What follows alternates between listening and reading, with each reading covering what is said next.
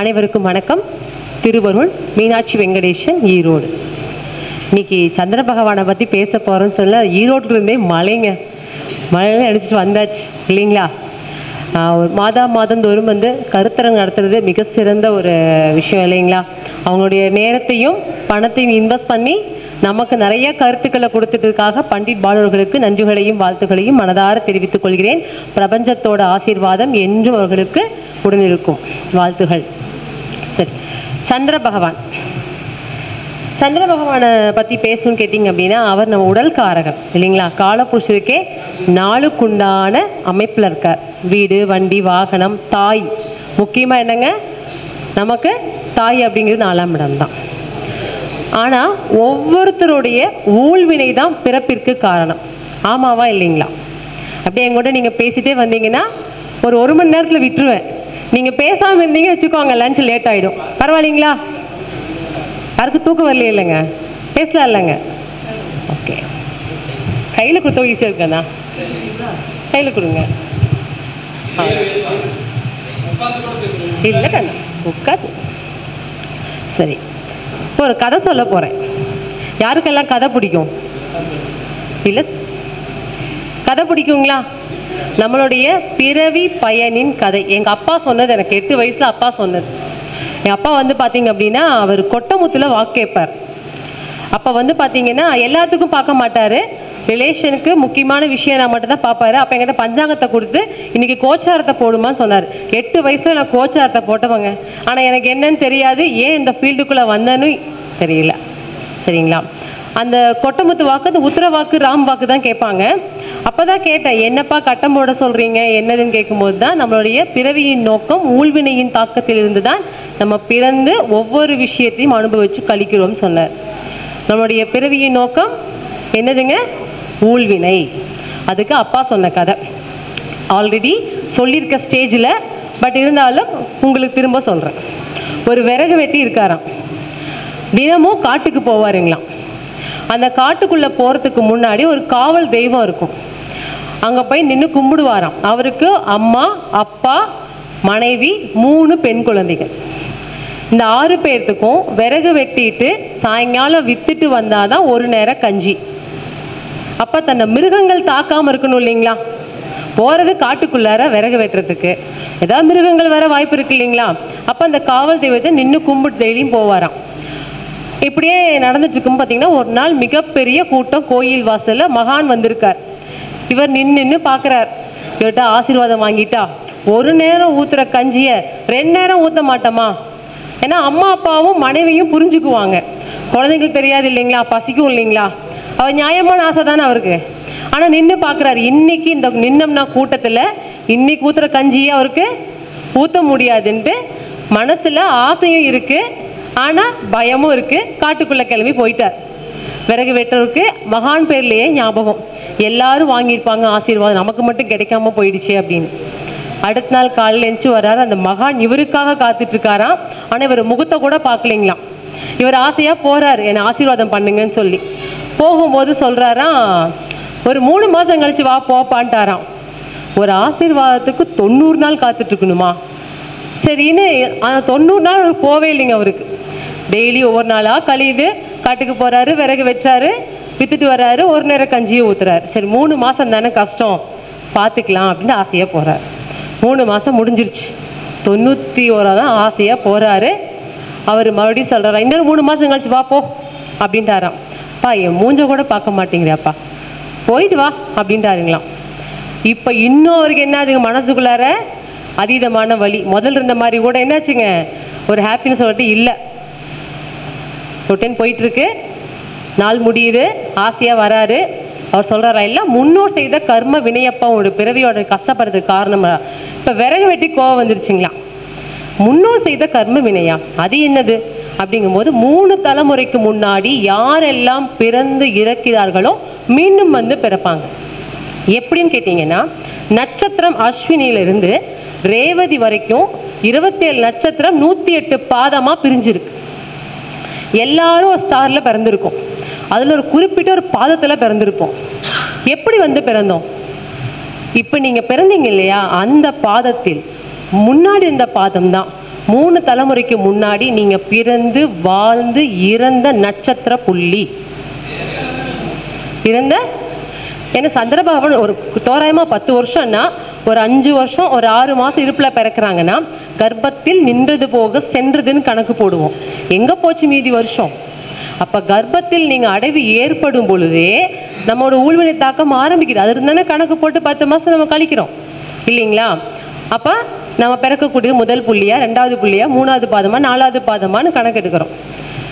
இப்போ இவர் கேட்குறார், இதுக்கு என்ன காரணம் போது 3 தலைமுறைக்கு முன்னாடி நீ பிறந்து வாழ்ந்து இறந்த நட்சத்திர புள்ளியில் நீ செஞ்ச பாவ புண்ணியம் என்னவோ அதனுடைய தொடர்ச்சி தான் இந்த பயணம். இந்த ஜென்மத்தில் வாழக்கூடிய வாழ்க்கையில் ஊழ்வினையின் காரணம்தான். சனி பகவான் எடுத்தீங்கன்னா கர்மவினை, அவர் கர்மகாரகன் தாங்க. அப்போது சந்திர பகவான் எடுத்தீங்க அப்படின்னா அவருடைய நட்சத்திரம் எங்கே இயங்கிட்டு இருக்குங்க? 2, 6, 10 இயங்கிட்டு இருக்கு. 2வது வீட்டில் வந்து பார்த்தீங்கன்னா நட்சத்திரம் ரோகிணியாகவும் அது நட்சத்திரம் முழுமையாக இயங்கிட்டு இருக்கும். 6வது வீடு பார்த்தீங்கன்னா கன்னி வீட்டில் அஸ்தம் இயங்கிட்டு இருக்கு. 10 எடுத்தீங்க அப்படின்னா மகரத்தில் திருவோணம் இயங்கிட்டு இருக்கு. அப்போ 2, 6, 10 எது யார் வர்றாருங்க? சந்திர பகவான் வர்றார். இதே கடக வீட்டுக்கு கணக்கு எடுத்தீங்கன்னா தன்னோட வீட்டுக்கு பாதக வீடு, ரிஷப வீடு, தன்னோட வீட்டுக்கு பாதக, அது என்ன வீடுங்க? பகை தானே. சுக்கிரனும் சந்திரனும் பகை தானே. ஆனால் அவரை சந்திர பகவான் வந்து யாரையுமே பகை எடுத்து, ஏன்னா சந்திரன் அவர் அம்மாவோட சார்ந்து யாரையுமே வந்து பாவிக்கிறது எதிரியா. ஆனால் சில கிரகங்கள் மெயின் எடுத்தீங்க அப்படின்னா அவரை பொறுத்தளவுக்கு புதன் பகவானும் சனி பகவான் மட்டும்தான் சந்திரனுக்கு உண்மையான எதிரிகள். சனி பகவான் ஏற்றுக்கிறது இல்லை, புதன் பகவான் ஏற்றுக்க மாட்டார். அந்த கதை தெரியுமில்ல நமக்கு, சரிங்களா? புதன் பகவான் பிறந்த கதையிலும் போது சந்திரன் உள்ள வராரு இல்லைங்களா? அதனால புதன் பகவான் அவரை ஏற்றுக்கிறது இல்லை. ஆனால் புதன் பகவான் வீட்லேயும் சந்திரன் முழுமை இயங்கிட்டு இருக்கு இல்லைங்களா? அஸ்தம். அப்போ அஸ்தம் 6ஆம் இடம் நோய். நம்ம உடம்பு எதில் தாக்கம் வருது? எப்போ சோர்வு ஏற்படும்? உடலில் உபாதைகள் வந்தால் மட்டும்தான் நோய் ஏற்படும். அடுத்து 10ஆம் இடம் கர்மஸ்தானம், அது தொழில் ஸ்தானமும் கூட, ஜீவனஸ்தானமும் கூட. அப்போ தொழில் ஒருத்தருக்கு சிறப்பாக அமையலைன்னா நம்மளோட எப்படி இருக்கு ஓட்டம்ங்க? சோர்வாக தானே இருக்குங்க. கடனில் லைஃப் கொண்டு போகிறது இருக்குது. அதே மாதிரி ஓடினான்னு வாழ்க்கை எல்லைக்கு ஓடினான்னு சொல்கிற மாதிரி கதை மாதிரி தான் இல்லைங்களா? அப்போ வாழ்க்கையோட எல்லை பயணத்தில் எப்படி இருக்கும் விஷயத்தை நம்ம இங்கே பார்க்க போகிறோம். சரி, சந்திர பகவான் அப்படிங்கும்போது ஃபஸ்ட்டு எண்ணம் மனம் செயலுக்கு அதிபதியான கிரகம். மனமும் சரியாக இருந்தால் தான் நம்ம சிந்தனை சரியாக இருக்கும். சிந்தனை சரியாக செயல் சரியாக இருக்கும் இல்லைங்களா? இந்த 3 விஷயம் இல்லாமல் நம்ம எதையுமே முழுமை செய்ய முடியாது. இப்போ சந்திர பகவானை பொறுத்தளவு பார்த்தீங்க அப்படின்னா உடல்காரகர்னு சொல்கிறோம். மனதுக்காரகன், இடம் வண்டி ஏன்னா காலபுஷ் 4ஆம் இடமா வராரு, தாய் அதிபதியும் ஆகுது. அப்போ தாயோட பாசம் முழுமையாக யாருக்கெல்லாம் கிடைக்கும் அப்படிங்கிற விஷயத்தையும் நம்ம என்ன பண்ணலாங்க? சந்திரன் வச்சு பார்க்கலாம். மெயின் வந்து சந்திர பகவான் வந்து புதனோட சேர்ந்திருக்கார் அப்படின்னா அவர் சந்திர பகவான் வந்து மதி, புதன் பகவான் புத்தி, யாரோட பேச்சும் கேட்க மாட்டாங்க. மேன் ஆஃப் த மூட், மதில் மேல் பூனை மாதிரி இருப்பாங்க. இந்த பக்கம் குதிப்பாங்களா இந்த பக்கமான்னு தெரியாது. அதாவது மதியில் வச்சு உட்காந்துட்டு இருக்கு பூனைங்க, எந்த பக்கம் இற வருதோ அங்கே தானே குதிக்கும். அது தெரியுங்களா? வலது பக்கம்தான் வரும், இடது பக்கம்தான் வரும், நேராக தான் வரும்னு தெரியுமா உங்களுக்கு?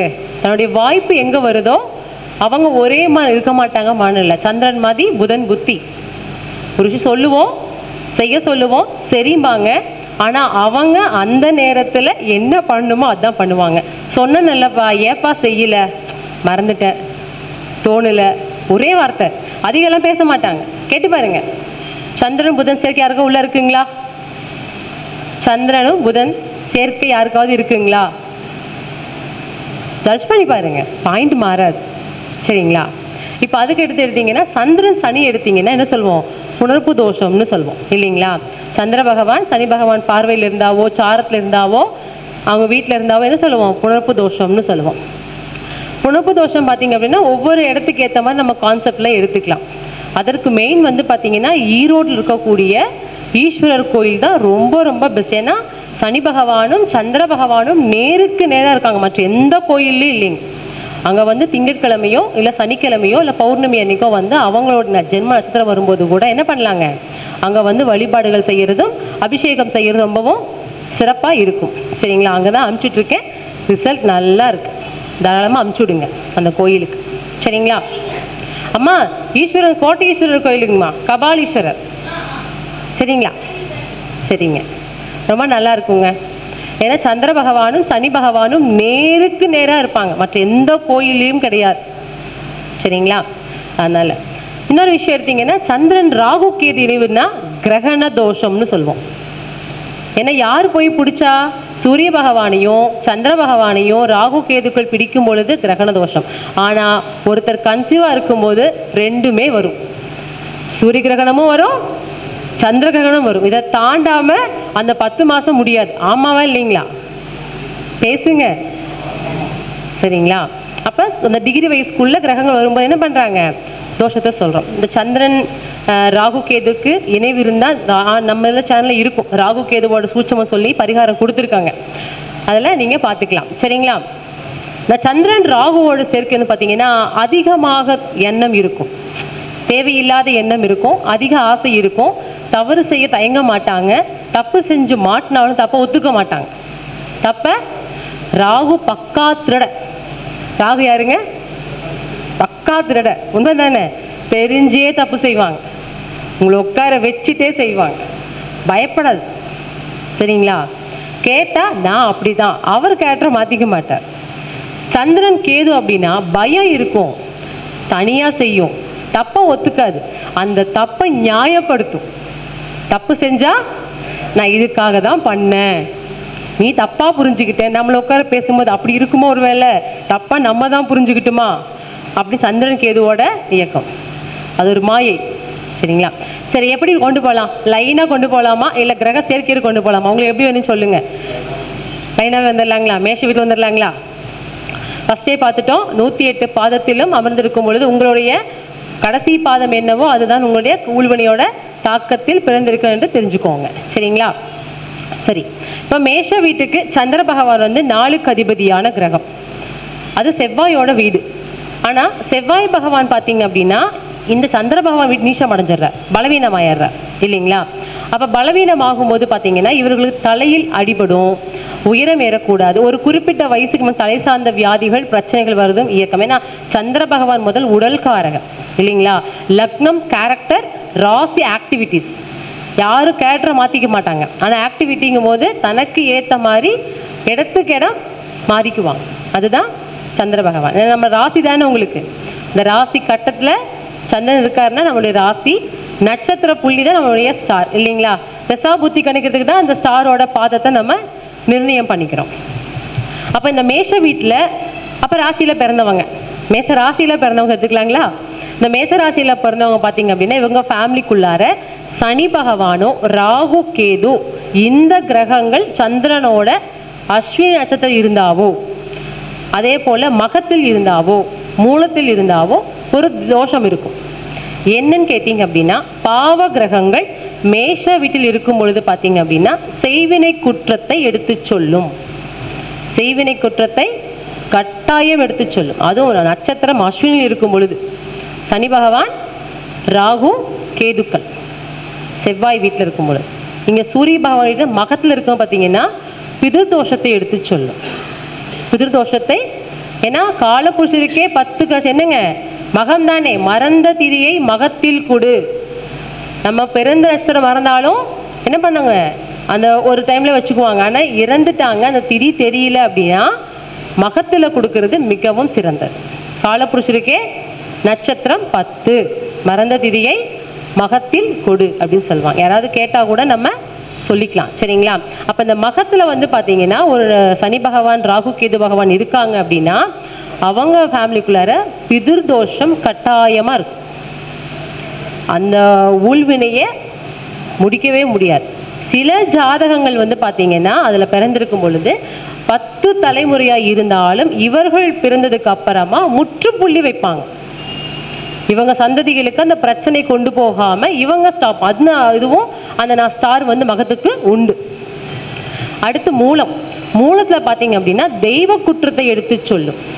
மூலத்தில் சனி பகவான் ராகு கேதுக்கள் இருக்கும் பட்சத்தில் என்ன சொல்லுங்க, தெய்வ குற்றத்தை, தெய்வ வழிபாடு அங்கே சரியாக செய்யாமல் இருப்பாங்க, எந்த கோயிலுக்கு போனாலும் அதோட அருள் முழுமையாக அவங்களுக்கு கிடைக்காது, அதுதான் தெய்வ குற்றம் அப்படிங்கிறது.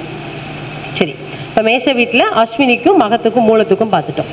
இந்த பரணியை பொறுத்தளவு பரணி பூரம் பூராடம் பார்த்தீங்க அப்படின்னா என்ன கான்செப்ட்னா சுக்கிர பகவான் இயக்கம், சுக்கிர பகவானுடைய இயக்கம். அப்போ அந்த மேஷ ராசியை பொறுத்தளவுக்கு சுக்கிர பகவான் யாருன்னு கேட்டிங்கன்னா 2-7க்கு உண்டான கிரகம். அதே உங்களுக்கு சிம்மத்துக்கு எடுத்தீங்கன்னா 3-10க்கு உண்டான கிரகம். தனுசுக்கு எடுத்தீங்கன்னா 6-11க்கு உண்டான கிரகம். இவங்க ஃபேமிலிக்குள்ளார பெண்களோட ஒரு அமைப்பு சரியாக இருக்காது. பெண்களுக்கு ஏதாவது ஒரு பிரச்சனை இருந்துக்கிட்டே இருக்கும். வாழ வந்த பெண்ணுக்கும் வாழ போகிற பெண்ணுக்குமே என்ன நிறைந்த வாழ்க்கை இருக்காது. பரணி பூரம் பூராடத்தில் சனி ராகு கேதுவோட தாக்கம். மெயின் கான்செப்ட் என்னங்க, சனி ராகு கேது தான். சரிங்களா? அது உங்களோட லக்னப்படி ராசிப்படி 6, 8, 12 தசாபுத்திகள் வரும்போது அந்த இடத்துல என்ன கொடுத்துரும், பிரச்சனையை உங்களுக்கு செஞ்சுட்டு போயிடும். அவ்வளோதான் கான்செப்ட். அப்போ பரணி பூரம் பூராடம் சுக்கிர பகவான் தானே உங்களுக்கு. சுக்கிர பகவான் காலப்புருஷருக்கு 2-7க்கு உண்டான கிரகம். திருமண வாழ்க்கை சிறப்பு இருக்காது. ஒன்று பொருளாதார வளர்ச்சி இருக்குது அப்படின்னா குடும்பத்தில் நிம்மதி இருக்காதுங்க. குடும்பம் சிறப்பாக இருக்குது அப்படின்னா வளர்ச்சி பொருளாதாரம் இருக்காது. கொஞ்சம் மீடியமாக இருக்கிற மாதிரி தான் இருக்கும். இப்போ என்ன பண்ணணும், உயிர்காரகம் பொருள்காரகம் ஏதோ ஒன்று தான் இவர்களுக்கு இயக்கத்தை கொடுக்கும். ஆனால் பெண்களோட பாதிப்பு கட்டாயம் இருக்கும், மாற்று கருத்தே கிடையாதுங்க. உங்களுக்கு கோல்டன் ரூல். சரிங்களா? அடுத்து எடுத்தீங்கன்னா இந்த கிருத்திகை உத்திரம் உத்திராடம் ஃபஸ்ட்டு வந்து சூரிய பகவானுடையது. இதில் சந்திர பகவான் பயணம் பண்ணும்போது பார்த்தீங்கன்னா இந்த சூரிய பகவான் யார், மேஷத்துக்கு 5க்கு உண்டான கிரகம் இல்லைங்களா? இந்த சிம்மத்தை பொறுத்தளவுக்கு பார்த்தீங்க அப்படின்னா அவர் 2 விதம் இது இருக்குது. அதாவது ஃபஸ்ட்டு முதல் பாதம் மட்டும்தான் மேஷம் சிம்மம் தனுசில் இருக்குங்க. அடுத்த பாதம் பார்த்தீங்கன்னா ரிஷபத்திலையும் கன்னிலையும் மகரத்துலையும் இருக்கும் இல்லைங்களா? 3 பாதமாக பிரிஞ்சிருக்கும். அப்போ இந்த உத்திரம் வந்து பார்த்தீங்க அப்படின்னா அப்பாவளியோட பிரச்சனை எடுத்து சொல்லுங்க. பங்காளி பிரச்சனை, சொத்துக்கள் இழப்பீடு, இல்லைன்னா வந்து ஏமாற்றி வாங்கியிருப்பாங்க, இல்லை அதன் மூலம் இந்த கடன் ஏற்பட்டிருக்கும், சொத்துக்கள் இழந்திருப்பாங்க, ஏமாற்றம் ஏதோ ஒரு விஷயம் இல்லாமல் இருக்காது. உத்திரத்துலேயும் கிருத்திகை உத்திரம் உத்திராடம். ஏன்னா அது ஆல்ரெடி என்ன பண்ணியிருக்குங்க, ஒரு பக்கம் தலை மட்டும்தான் இங்கே இருக்குது, உடம்பு வேறு பக்கம் இருக்குது. ஆதி இங்கே இருக்குது, அந்தம் எங்கே இருக்குங்க. அவங்க இழந்தே தீருவாங்க. விட்டாதான் அவங்க பிடிக்க முடியும். இல்லைப்பா வச்சிருக்கேன், அது அப்பாவோட சொத்துல எல்லாம் இருந்தாங்கன்னா வளர்ச்சி கிடைக்காது. அவங்க பூர்வீகத்தில் இருந்தாங்கன்னா இவங்களுக்கு வளர்ச்சியே கிடையாது. சூரிய பகவான மேஷத்தில் பிறந்தவங்க, சிம்மத்தில் பிறந்தவங்க, தனுசில் பிறந்தவங்க கொஞ்சமாவது வச்சிருக்கணும் பூர்வீகம். அதில் வந்து பார்த்தீங்கன்னா என்ன பண்ணணும், உங்களுக்கு வருமானத்தை எடுத்துக்கணும். அந்த வீட்டில் போய் உட்காரக்கூடாது. என்ன காரணம், மேஷத்துக்கு 5ஆ வந்து இயங்கக்கூடிய சூரிய பகவான் உச்சமாகிறாரு மேஷத்தில், தனக்கு 9ல். அதே சிம்மத்துக்கு எடுத்தீங்கன்னா அதே உங்களுக்கு பார்த்தீங்கன்னா அங்கே 9 கான்செப்ட் வரும் உங்களுக்கு. 5க்கு தனக்கு 9 தானே, இந்த பக்கத்தில் 5, 9 ஆக்டிவிட்டி தானே, 1, 5, 9 கான்செப்ட் இருக்கிறதுனால பூர்வீக சொத்து கட்டாயம் கொஞ்சமாவது இருக்கணும். இருந்தால் மட்டும்தான் அந்த ராசி இயக்கத்துக்குள்ளேயே வரும். இல்லைன்னா எவ்வளோ சம்பாதிச்சாலும் சேமிப்பு இருக்காது. ஓடுவாங்க, தன்னோட தேவையெல்லாம் பார்த்துக்கலாம், ஆனால் சேமிப்பு இருக்கு பார்த்தீங்கன்னா இருக்காது. சேமித்து வச்சாலும் அதுக்கு ஒரு பிரச்சனை வந்து காத்துட்ருக்கும், பிரச்சனை வந்து காத்துட்டு. சரிங்களா? வண்டி ஸ்டார்ட் பண்ணது வச்சுக்கோங்க, டாப் கீர் போட்டு 100ல் போகுது. ஆனால் நிறுத்திட்டு பார்த்தீங்கன்னா எங்கே வண்டி ஸ்டார்ட் ஆச்சோ அங்கே தான் வண்டி ரொம்ப தூரம் வந்த மாதிரி இருக்கே ட்ராவல் பண்ணி. அந்த என்ஜாய்மெண்ட் மட்டும்தான் மேஷம் சிம்மம் தனுசுக்கு இருக்கும். சரிங்களா? வாழ்க்கையோட நிறைகுறைக்குள்ளே அவங்க வாழ்ந்து தான் ஆகணும் இல்லைங்களா? சரி, அப்போ இந்த உத்திரத்துக்கும் உங்களுக்கு கிருத்திகைக்கும் இன்னொரு விஷயம் எடுத்தீங்க அப்படின்னா, பக்கத்தில் நீங்கள் அங்கே பேசுனீங்கன்னா நான் பேசுறது உங்களுக்கு கேட்காது. அம்மா தேங்க்யூ, நான் தான் பேசினேங்க உங்ககிட்ட. அதுதான் சரிங்களா?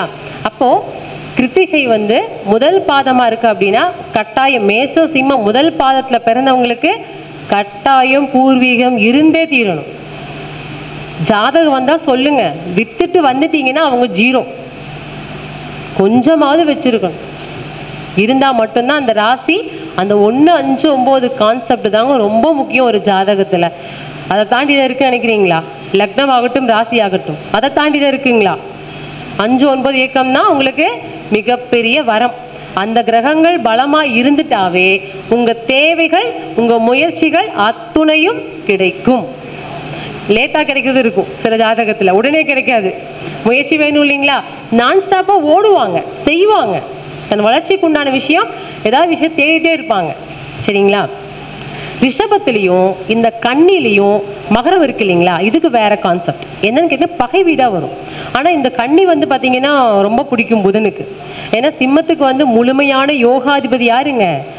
தன லாபாதிபதியே உங்களுக்கு புதன் பகவான் தான். ஆனால் சீக்கிரமாக அஸ்தங்கமாகக்கூடிய கிரகம் புதன் தான் இல்லைங்களா. சுக்கிரனும் சூரியனும் புதன் ஒரு பக்கத்துலேயே போகிறதுனால சீக்கிரம் அஸ்தங்கம் ஆயிடுவாங்க. அப்போ இந்த ரிஷபமும் இந்த இடம் பார்த்தீங்கன்னா கன்னிக்கு மட்டும் அஸ்தங்கம் ஆகக்கூடாது. புதனும் சுக்கிரனும் அஸ்தங்கம் ஆயிட்டாங்கன்னா அப்போ இது 2ஆம் வீட்டுக்கு இந்த சிம்ம வீட்டு 4ஆம் வீடாக வருதுங்களா, சொத்துக்களோட சேர்க்கை இருக்காது. சொத்துக்களோட சேர்க்கை இருக்காது. அப்போ இந்த கன்னிக்கு எடுத்தீங்கன்னா அது பாடம் விரயமாக வருது. ஆனால் இது 2ஆக வருது. குடும்பம் நிம்மதி இருக்காது. குடும்பத்துக்காக ஓடி ஓடி உழைச்சி கொட்டினாலும் நல்ல பேர் வாங்க மாட்டாங்க, நல்ல பெயர் கிடைக்காது. அதே சொல்லி அடிக்கடி உத்திரத்தில் பிறந்த பெண் பிள்ளைக்கு மட்டும் கண்டிப்பாக ஜாப் வாங்கி கொடுத்துட்டு தான் கல்யாணம் பண்ணணும். சரிங்களா. நீங்கள் ஜாப் எல்லாம் வாங்கி கொடுக்காம அவங்க தன்மானத்துக்கு ரொம்ப வந்து பார்த்தீங்கன்னா பேர் போனவங்க யாருக்கிட்டையும் போய் தன தேவைகளை கேட்க மாட்டாங்க. ஏன்னா கன்னிராசிக்கு 12ஆம் இடமான உங்களுக்கு சூரிய பகவான் விரையாதிபதியே குடும்பஸ்தானத்தில் நீசமாகிறார். 8ஆம் இடத்துல உச்சம் அடைகிறார். எந்த ஜாதகம் வந்தாலும் சரிங்க, ஒரு கவர்மெண்ட் ஜாப் போக சொல்லுங்கள், இல்லை ஒரு ப்ரைவேட் தனக்குன்னு ஒரு திறமை எடுத்துக்கணும்.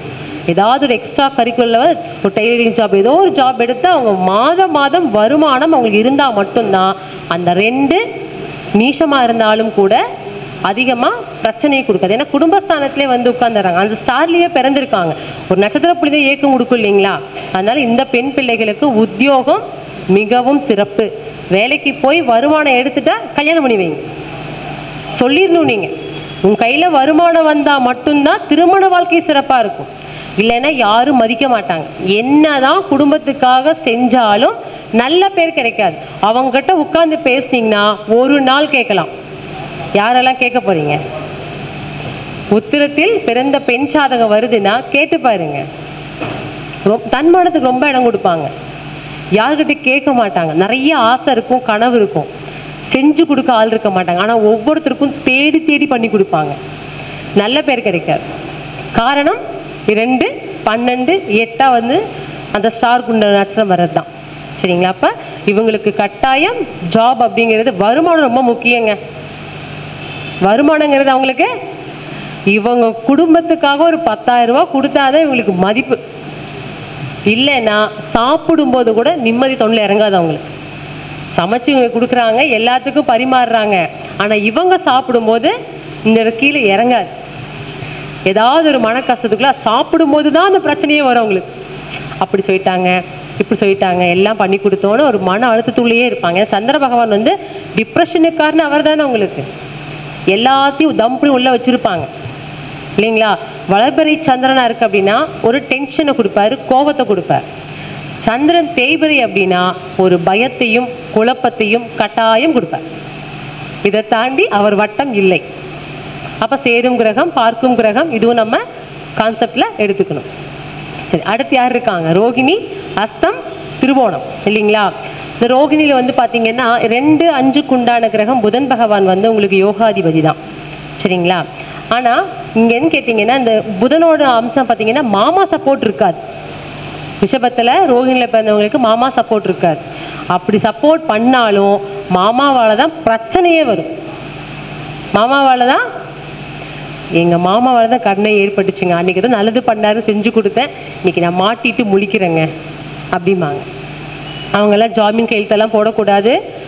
குடும்பத்துக்காக பார்த்தீங்க வச்சுக்கோங்க, எதையுமே வந்து சேமித்து குறிப்பிட்ட காலம் கைக்கு அந்த வருமானம் வரும்போதே சேமிக்க தெரியணும். ஆனால் இவங்க வந்து விட்டதுக்கப்புறம் தான் பிடிச்சி உட்காந்து யோசிச்சுட்டு இருப்பாங்க. அன்றைக்கெல்லாம் அப்படி வச்சுருக்கலாம், பண்ணியிருக்கலாம், பார்த்துருக்கலாம். விட்டதுக்கப்புறம் எந்த விஷயம் ஒரு செகண்டு போய்ட்டு திரும்ப கிடைக்குங்களா?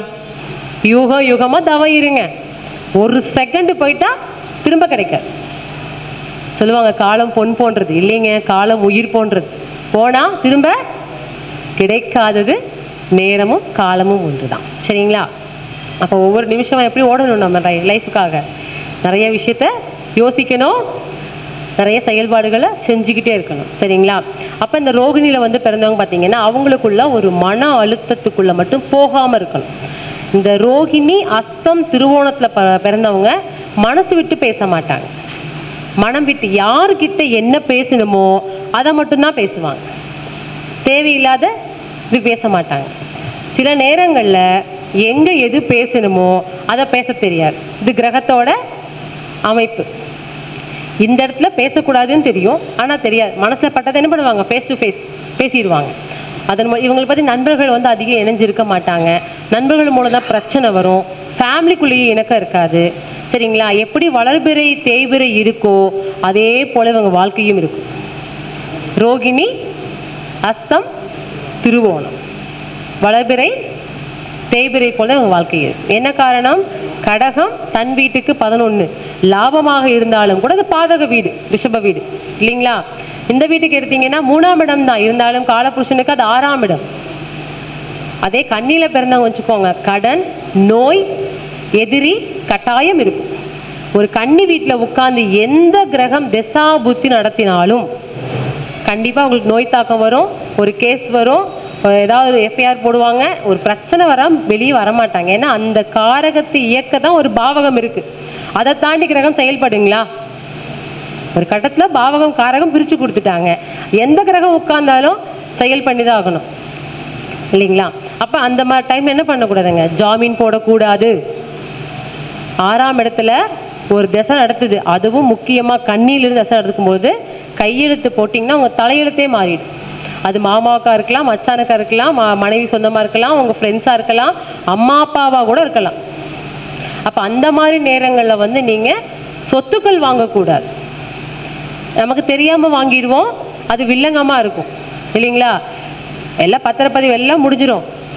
அப்போ பத்திரப்பதிவு அப்புறம் தெரியும், ஏன்ப்பா ஆல்ரெடி இது கேஸில் இருக்குப்பா, இன்னொருத்தர் பேரில் இருக்குப்பா, பட்டா வில்லங்கத்தில் இருக்குப்பா அப்படிம்பாங்க. அப்போ என்ன பண்ணணும்? இப்போ எஃப்ஐஆர் போடணும். அவங்கள பிரச்சனை இருக்கு, கேள்விப்பட்டிருக்கீங்களா இல்லைங்களா? வில்லங்கம் இருக்கா இல்லைங்களா? அப்போ அந்த 6ஆம் இடம் அப்படிங்கிறது இந்த தசாபதிகள் வரும் காலத்தில் நம்ம அவங்களை எச்சரிக்கைப்படுத்துகிறோம், வேற எதுவும் இல்லை. சரிங்களா? அதே போல் இந்த திருவோணம் எடுத்தீங்க அப்படின்னா மேக்சிமம் வந்து திருவோணத்தில் பிறந்தவங்க வீட்டில் 3 கோயிலோட மண் இருக்கணும். யார் திருவோணத்தில் பிறந்திருக்கீங்க இருக்கீங்கன்னா சொல்கிற சீக்ரெட், நட்சத்திரம் திருவோணத்தில் பிறந்தவங்க இருக்கீங்களா? உங்கள் ஃபேமிலி யாரும் இல்லையா? அம்மா ராசி சந்திரன் தான் பேசிட்டு இருக்கு. லக்னம் எடுத்தீங்கன்னா அது டாபிக் மாறிடும். பாப்பா இருக்காங்க. அப்போ 3 கோயில் மண் வீட்டில் வச்சுருக்கணுங்க. ஏன்னா அதில் யார் பிறந்தாங்க? வாமனன் பிறந்தார். அவர் எதற்காக பிறந்தார்? 3 அடி மண் கேட்டு தான் பிறந்தார்.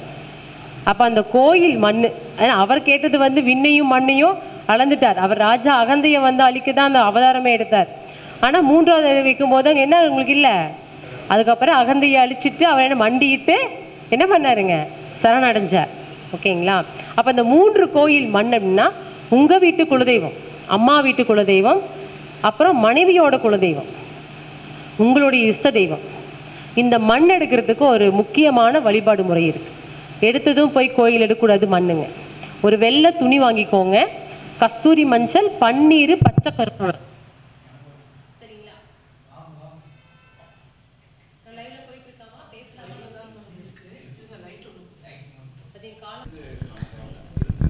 ஓகேவாம்மா? சரி, அப்படியே பேச கேட்குது இல்லைங்க, சத்தமாகவே பேசிடுறேன். சரிங்களா? இப்போ இந்த குலதெய்வ மண் எடுக்கு பார்த்தீங்க அப்படின்னா என்ன பண்ணணுன்னா, கஸ்தூரி மஞ்சள், பன்னீர், பச்சை கற்பூரத்தை நல்ல பியூர் வெள்ளை துணி வாங்கிட்டு வந்து அதில் அலசி காய வச்சிடணும். ஒரு வெள்ளிக்கிழமை தான் போய் மண் எடுக்கணும். காலையில் 4 மணிக்கு எடுக்கணும், யாரும் பார்க்கக்கூடாது. சரிங்களா? பசுமாட்டு நெய், உங்களுக்கு வந்து பால், 2 எலுமிச்சம்பழம், வெத்தலை பாக்கில் காணிக்க. சரிங்களா? இந்த துணியும் கொண்டு போகிறீங்க. போய் என்ன பண்ணணும் கேட்டிங்கன்னா 4 மணிக்கு ஒரு கற்பூரத்தை பற்ற வைக்கிறீங்க. ஃபஸ்ட்டு பசும்பால் ஊற்றணும், நெய் ஊற்றணும், மஞ்சள் குங்குமம் வைக்கணும். இதெல்லாம் ஒன்ஸ் கொஞ்சம் கொஞ்சம் கொண்டு போயிடுங்க. மஞ்சள் வச்சுட்டு வெத்தலை பாக்கு வச்சு காணிக்க ஒரு 11 ரூபா வைங்க. 11 ரூபா காணிக்க வச்சுட்டு பக்கத்தில் வந்து பார்த்திங்கன்னா ஒரு கற்பூரம் பற்ற வைக்கிறீங்க. அந்த கற்பூரம் அணையும் ஓரத்தில் கையில் துணி இருக்கு இல்லைங்களா, அதை போட்டு மண் எடுக்கணும். அந்த கற்பூரம் பற்ற வச்ச இடத்துல மண் எப்படி இருக்குங்க? சூடாக இருக்குங்க. சூடாக இருக்குன்னா ஒரு பொருளுக்கு உயிர் இருக்குன்னு அர்த்தம். சூடாக இருக்குன்னா ஒரு பொருளுக்கு நம்ம உத்தரவு கேட்டு தான் அந்த மண்ணை வீட்டுக்கு அழைச்சி எடுத்துகிட்டு வரணும். அதுக்கு தான் பசும்பால், பசு நெய், மஞ்சள், குங்குமம் வச்சு வெத்தலை பாக்கில் காணிக்க வச்சு 2 கனி வைக்க சொன்னேன். ஒரு கனியை எடுத்து அங்கேருந்து வேலில் குத்திடணும். ஒரு கனியும் இந்த மண்ணோட முடிச்சு மட்டும்தான் உங்ககிட்ட கொண்டு வரணும். நீங்கள் எல்லாத்தையும் அங்கேயே வச்சுட்டு வந்துடுங்க, சரிங்களா? அங்கேயே வச்சுட்டு நீங்கள் இந்த மண், ஏன்னா எனக்கு திரும்பி பார்க்காம வரணும். ஏன்னா கோவில் சொத்து தான், அது மண்ணாக இருந்தாலும் சரி கல்லாக இருந்தாலும் சரிங்க. என்ன பண்ண அங்கேருந்து 4 மணிங்கும் போது தேவகணங்கள், பூதகங்கள், ரிஷிகள்லாம் உங்களை ஃபாலோ பண்ணிட்டு வருவாங்க. ஏன்னா எழுப்பிட்டிங்களே கழுப்பத்தை பற்ற வச்சு என்ன பண்ணுவாங்க, அதான் உங்கள் கையில் ஒரு கனி மட்டும் வச்சுருக்கீங்க. வீட்டுக்குள்ளே போகிறதுக்கு முன்னாடியே என்ட்ரன்ஸில் பார்த்தீங்கன்னு வச்சுக்கோங்க, அந்த கனியை கட்டிடணும். எப்போவுமே எலுமிச்சை மரத்தை பார்த்தீங்கன்னா ஓட்டை போட்டு கட்டக்கூடாது, அது ராஜகனி. ஓட்டை போட்டிங்கன்னா பலனும் இல்லை, பரிகாரம் இல்லை, காற்று போன பலூன், சரிங்களா? அப்போ என்ன பண்ணணும், ஒன்று கிளிப்பில் மாட்டணும், இல்லை துணியில் முடிச்சு கட்டி வச்சா மட்டும்தான் அந்த எலுமிச்சம்பழத்துக்கே பவருங்க. நிறைய பேர் பார்த்து வச்சுக்கோங்கல்ல, ஓட்டை போட்டு வரக மிளகா அதெல்லாம் கட்டி தொங்கிடுவாங்க. தவறு, மிகப்பெரிய தவறு. அது ராஜகனி முழுசாக வச்சா மட்டும்தான் உங்களுக்கு யோகம்.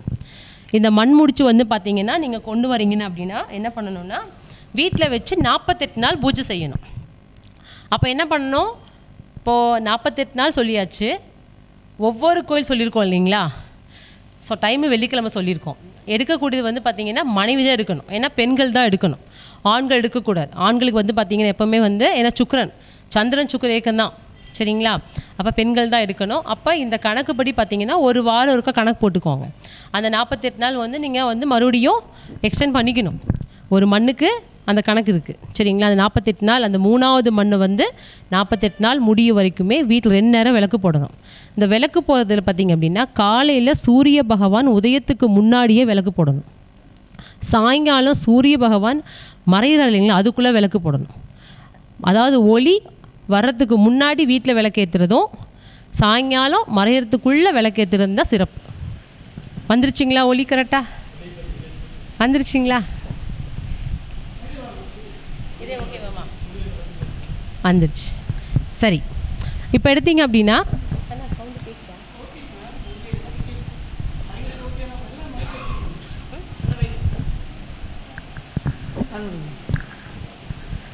இப்போ இந்த மாதிரி தான் 3 கோயில் மண் எடுத்து நீங்கள் என்ன பண்ணணும், வழிபாடு பண்ணிட்டு அது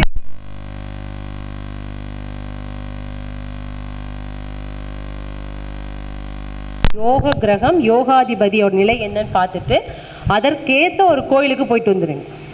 இப்போ இந்த மண் வச்சு பூஜை பண்ணுறீங்க இல்லைங்களா, இதை 48ஆவது நாள் இந்த 3 மூட்டையும் பிரித்து கொஞ்சம் கொஞ்சமாக மண் எடுத்து வசம்பு, ஏலக்காய், ஒரு முக்கியமான 5 திரவியங்கள் மட்டும் போட்டுட்டு வீட்டுக்கு வெளியே கொஞ்சம் கட்டி விட்டுருங்க. மிச்ச மண்ணை பத்திரமா எடுத்து வச்சுக்கோங்க. நீங்கள் ஒரு வீடு கட்டுறீங்கும் போது அந்த பாலக்கால் போடுறீங்க இல்லையா, அதில் கூட அந்த மண் போடலாம். மண் கெட்டு போகாதல்ல, எப்போவுமே உங்களுக்கு மண் கெட்டு போகுங்களா? கெடாது. வீட்டில் வச்சுக்கோங்க. ஏன்னா குலதெய்வத்தோட மண் இருக்கும்போது உங்களுக்கு மிக சிறந்த நல்லதும் கூட. அப்போ இடம் வாங்கும்போது பாலக்கால் போடும் பொழுது நீங்கள் அந்த மண்ணை போட்டு கூட என்ன பண்ணலாம், செஞ்சீங்கன்னா பூமி தோஷம் இருந்தாலும் கூட உங்களுக்கு விலகிடும், சரிங்களா? ஏன்னா குலதெய்வ மண்ணுக்கு ரொம்ப சிறப்பு இல்லைங்களா? ஏன்னா எங்கே குடியிருக்கும் பார்த்தீங்கன்னா எங்கள் வீட்டு நிலைவாய்ப்பு அங்கே தான் குடியிருக்கும் குலதெய்வம். வீட்டுக்குள்ளே கிடையாதுங்க. நிலவாசல் படி எங்கே இருக்கோ அங்கே தான் தெய்வம் குடியிருக்கும். அப்போ என்ன பண்ணணும், அந்த நிலவாசலுக்கு பார்த்தீங்கன்னா வெள்ளிக்கிழமை மஞ்சள் பூசணும், பொட்டு வைக்கணும், 2 விளக்கு போடணும். செவ்வாய்க்கிழமையும் வெள்ளிக்கிழமையும் உங்களுக்கு பார்த்தீங்கன்னா பௌர்ணமி அன்றைக்கும் செய்கிறது ரொம்ப சிறப்பு. அந்த குலதெய்வ அருள் இன்னும் முழுசாக உங்களுக்கு கிடைக்கும்.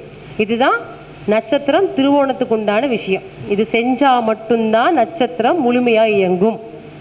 இல்லைன்னா என்னங்க, ஏன்னா நேர் 7க்கு 7 இல்லைங்க உங்களுக்கு. திருவோணம் இங்கே இருக்குன்னா அங்கே ஸ்டார் பூசம் இருக்கு இல்லைங்க, கடகத்தில் மறைமுகமான பார்வை இருக்கு இல்லைங்க. கர்ம கிரகங்கள் 4, 10ஓட கனெக்டிவிட்டி இருக்குது மறைமுகமாகவே, சரிங்களா? அதனால் இந்த ஸ்டார் இயங்கும். அதே மாதிரி நீங்கள் பார்த்தீங்கன்னா அடிக்கடி தண்ணியில் குளிக்கிறது சிறப்பு. ஒரு நீருள்ள இடங்களில் குழந்தை பாப்பா கூட்டிகிட்டு போய் தமிழ் 1ஆம் தேதி அன்றைக்கும் குளிச்சுட்டு வரலாம். இல்லைன்னா ஜென்ம ஸ்டார் அன்றைக்கும் ரொம்ப சிறப்பு. ஒரு கோயிலுக்கு போகிறோன்னா தீர்த்தம் கொண்டு வந்து வீட்டில் வச்சுருந்து டெய்லி ஒரு மூடி ஊற்றி குளிக்கிறதும் சிறப்பு. பாப்பாவுக்கு பார்த்தீங்கன்னா அந்த நெகட்டிவ் எனர்ஜிஸ் எல்லாம் வராமல் இருக்கும். சீக்கிரம் உடல் சோர்வு ஏற்பட்டுரும். பாப்பாவுக்கு எப்படி இருக்காங்க? சரி. இப்போ அடுத்து எடுத்திங்கன்னா என்ன ஸ்டார் அடுத்து பார்க்கணுங்க, மிருகசீரிஷம், சித்திரை, அவிட்டம், செவ்வாய் பகவானுடைய, சரிங்களா? இந்த செவ்வாய் பகவான் எடுத்திங்க அப்படின்னா உங்களுக்கு சந்திர பகவான் அம்சம்னா உங்களுக்கு செவ்வாய் பூமிகாரகன். சந்திர பகவான் பார்த்தீங்க அப்படின்னா 4க்கு உண்டான அமைப்பே அவர் தான். சரிங்களா? எப்படி இருந்தாலும் வீடு கட்டுவாங்க. தன் சொந்த முயற்சியில் கொஞ்சமாவது இருக்கணும், சின்ன வீடாவது கட்டிடணும். ஒரு வீடு ஒரு நல்ல பெரிய அளவு ஆசையும் சின்ன இருக்கும். ஆனால் இந்த தசை எப்படி இருக்குங்க, இதுவும் உடைப்பட்ட நட்சத்திரம் தான். மிருகசீரிஷம் 1-2 பாதம் இங்கே இருக்கும், 3-4 பாதம் அங்கே இருக்கும். இவங்க வீடு கட்டுறாங்கன்னா திசா புத்தி சிறப்பு இல்லாமல் கட்டக்கூடாதுங்க. அந்த கட்டு முயற்சி ஆரம்பிக்கும் போது தடை ஏற்படும், இழப்புகள் ஏற்படும், கீழே விழுவாங்க, இல்லைன்னா எக்ஸ்ட்ரா பணம் போடுற மாதிரி இருக்கும், இழுபறி ஆகும். அந்த இன்ஜினியர் பார்த்து ஏமாற்றிட்டு போயிடுவான்.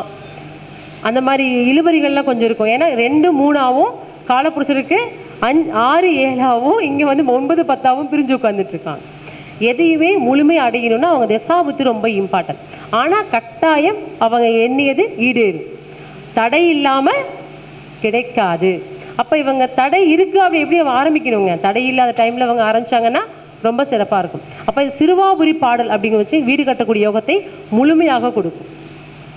யாருக்கெல்லாம் வீடு கட்டணும்னு யோகம் நினைக்கிறீங்களோ டெய்லியும் ஒரு முறை சிறுவாபுரி பாடலை கேளுங்க. பாட்டு ஏதாவது கேட்டிருக்கீங்களா அது வரைக்கும்? யாராவது வீடு கட்டு அமையும் யோகத்தை கொடுக்கும் சொல்லிட்டு சிறுவாபுரி பாடல்னு போட்டிங்க அப்படின்னா யூடியூப் சேனலில் வரும். கிட்டத்தட்ட ஒரு 12 நிமிஷம் தான். அந்த பாட்டு கேட்க அவ்வளோ நல்லா இருக்குங்க. கேட்டு பார்த்துட்டு மறக்காமல் எனக்கு ஃபோன் பண்ணி சொல்லணும். யாரெல்லாம் சொல்ல போகிறீங்க? சொல்கிறீங்களா? என் நம்பர் லாஸ்ட் சொல்லுவேன் நான். சரிங்களா? சொல்லிடுங்க. சரி, அப்போது இந்த மிருகசீரிஷம் எடுத்தீங்க அப்படின்னா இவங்க எங்கே வீடு கட்டணும் கேட்டிங்கன்னா, தான் குடியிருக்கும் அப்படின்னா ஒரு 50 கிலோமீட்டர் ட்ராவலிங்கில் பக்கமாக இருக்கிற இடத்துல தான் வீடு கட்டணும். வேறு இடத்துல வாங்கி போட்டுட்டு மாமா பார்த்துக்குவாரு, மச்சான் பார்த்துக்குவாரு, என் அண்ணன் இருக்காங்க, தம்பி இருக்காங்கன்னு சொல்லி யாராவது நம்பி ஒப்படைச்சாங்க அப்படின்னா பிரச்சனை. ஏன்னா 4ஆம் இடத்துல 11-12 அண்ணா அக்கா என்ன பண்ணுவாங்க, அவங்க சரியாக இருப்பாங்க. ஆனால் உள்ளே வர்றாங்க பாருங்கள், மேஸ்திரி இன்ஜினியரு ஆட்டையை போட்டுருவாங்க. இன்னொரு பக்கம் பில்டிங் ஆகிட்டு இருக்கு நீங்கள் போட்டதில், இன்னொரு பக்கம் உங்கள் உழைப்பு, வேறு பக்கம் என்ன வருங்க, பில்டிங் ஆகிட்டுருக்கு. அந்த மாதிரி சம்பவங்கள் நடக்கும். அதனால் நீங்கள் இருக்கக்கூடிய இடத்துல இருந்து தான் வீடு கட்டணும். அதிகமாக வேறு பக்கம் யாராவது பொறுப்பில் கொடுத்தீங்கன்னா அது உங்களுக்கு பாதகமாகவும் விரயமாக மட்டும்தான் அமையும். சரிங்களா? இப்போ இதை எடுத்துக்கோங்க. இங்கே கன்னி வீட்டுக்கும் துலாம் வீட்டுக்கும் வரலாம். மனைவியின் பேரில் சொத்துக்கள் வாங்கும் பொழுது கவனம் தேவை. மனைவியின் பேரில், ஏன்னா சுக்கிர பகவான் வீடாக வருது. சுக்க தனக்கு நீசமாயிடுறார் இல்லைங்க, நீசமாயிடுறார். இங்கே 2 பவனா 2-9 இணக்கம் ஏற்படும். சரிங்களா? அப்போ மனைவி பேர் சொத்து வாங்கும் போது கவனமாக இருக்கணும். மனைவி சொத்துக்கள் வந்து சேரும், அவங்க பக்கம் உங்களுக்கு பங்கு இருக்குது, இன்னும் அவங்களுக்கு தேவையான பணம் இருக்குது அப்படின்னா கட்டாயம் வரும். அதெல்லாம் உங்களுக்கு குறிப்பிட்ட காலத்தில் வந்து சேரும். ஆனால் அதை கரெக்டாக வச்சுக்க தெரியணும். கடன் இருக்கிறதுக்காக விடுறதோ இல்லை அதை வந்து சரி விற்றுட்டு வேறு பக்கம் வாங்கலாம், அமைப்புகள் ரொம்ப இம்பார்ட்டன்ட்டுங்க. ஒரு விஷயம் செய்யறதுக்கு முன்னாடி உங்கள் ஜாதக திசா புத்தி என்ன, எப்படி இருக்குன்னு பார்த்துட்டு செய்கிறது தான் நமக்கு என்ன பண்ண முடியும், கரெக்டாக பிளான் பண்ண முடியும். நமக்கு தோன்றதெல்லாம் செய்ய முடியுங்களா? நிறையா விஷயம் ஆசை இருக்குது, எல்லாமே தோணும், செய்ய முடியுங்களா? அமைப்பு வேணும் இல்லையா?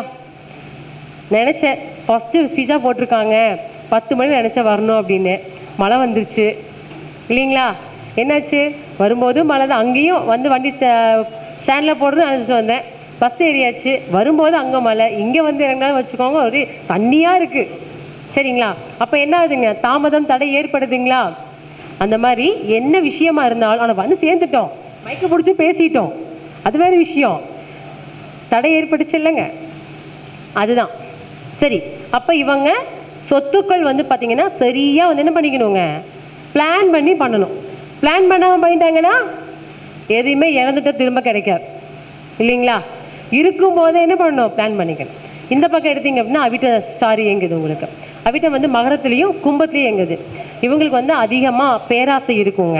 ஆனால் மகரத்தை பொறுத்தவரை பார்த்தீங்கன்னா எதுவுமே லிமிட், மற்றவங்களை நோகடிக்க மாட்டாங்க, கஷ்டப்படுத்த மாட்டாங்க, காயப்படுத்த மாட்டாங்க, நீதியாக நேர்மையாக நடந்துக்குவாங்க. ஏன்னா சனி பகவானுடைய வீடு தான் இல்லைங்களா? காலப்புருஷங்க 10 இல்லைங்களா? பயம் இருக்கும், ஏதாவது பிரச்சனை வந்துடுமா அப்படின்னு. பர்ஃபெக்டாக நடந்துக்குவாங்க. மகரத்தை பொறுத்தவரை பார்த்தீங்கன்னா கரெக்டாக நடந்துக்குவாங்க. ஏன்னா குரு பகவான் அங்கே நீசம் அடைகிறார், அந்த பயம் இருக்கும் அவங்க. இந்த பக்கம் வாங்க, கும்பத்துக்கு வந்தீங்கன்னா பயப்பட மாட்டாங்க. அங்கே ராகு இயங்குறாரு முழுமையாக.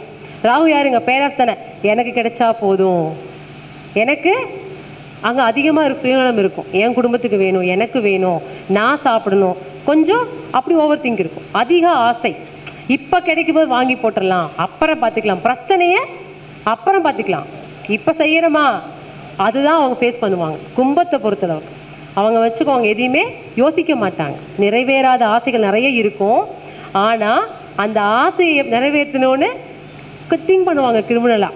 ஏன்னா அங்கே சனி ராகுவோட ஆக்டிவிட்டி தான். சனி பகவான் வந்து பார்த்தீங்கன்னா காலபுருஷனுக்கே பாதக வீடு தானே, காலபுருஷனுக்கே பின்னால் தான் யோசிக்கும், முன்னாடி யோசிக்காங்க. சந்திரன் யாராக வராங்க, 6ஆக வராங்க, 6 தானேங்க. எங்கே உச்சமாகறாரு, 4ஆம் இடத்துல உச்சமாகறாரு. 4ஆம் இடம் சுகஸ்தானம் தானே. தனக்கு என்ன வேணும், நான் எப்படி இருக்கணும், அதைத்தான் கும்பம் திங்க் பண்ணுமோ தவிர மற்றவர்களை திங்க் பண்ண. 2-11 உண்டான குரு பகவான் தனக்கு நீசம் அடைகிறார், கர்மாதிபதியே அங்கே வந்து உச்சம் அடைகிறார். விரயத்தை பற்றியோ எதையும் கவலை மாட்டாங்க, வந்தால் பார்த்துக்கலாம், அப்புறம் பேசிக்கலாம் அப்படின்னு. இப்போ அக்கௌண்ட்டில் பணம் வந்துதா, இடம் வாங்கினோமா, வீடு கட்டினோமா, சொத்து சேர்ந்துதா, குழந்தை படிக்க வச்சோமா அப்படிங்கிற விஷயம் மட்டும்தான் கால்குலேஷன் பண்ணுவாங்க, மகரத்துக்கும் கும்பத்துக்கும். சரிங்களா? அதே மாதிரி சொத்துக்களோட பிரச்சனை கொஞ்சம் இழந்து தான் பிடிப்பாங்க, எடுத்ததுமே இழக்காமல். ஏன்னா 2ஆக இருக்குது, விட்டு பிடிப்பாங்க. ஆனால் விடும்போது பார்த்தீங்கன்னா அந்த மன கஷ்டம், மனவேதனை, வலி இருக்கும். அதை வந்து மகரம் வெளியே காமிச்சிக்காது, ஆனால் கும்பம் பழி வாங்கும். கும்பம் பயமாக இருக்குங்களா சொல்கிறது பார்த்தா? பயமாக இருக்குங்களா? சரியா இருக்கா? அதனால் இந்த மகரத்தை பொறுத்தவரைக்கும் பார்த்தீங்க அப்படின்னா கொஞ்சம் அவங்களுக்கு என்ன இருக்குங்க, பரவாயில்ல பார்த்துக்கலாம், ஒரு பயம் இருக்கும். ஆனால் கும்பம் பயப்பட மாட்டாங்க. சரிங்களா? இப்போ அடுத்த அதுக்கு என்ன ஸ்டார் வருது உங்களுக்கு?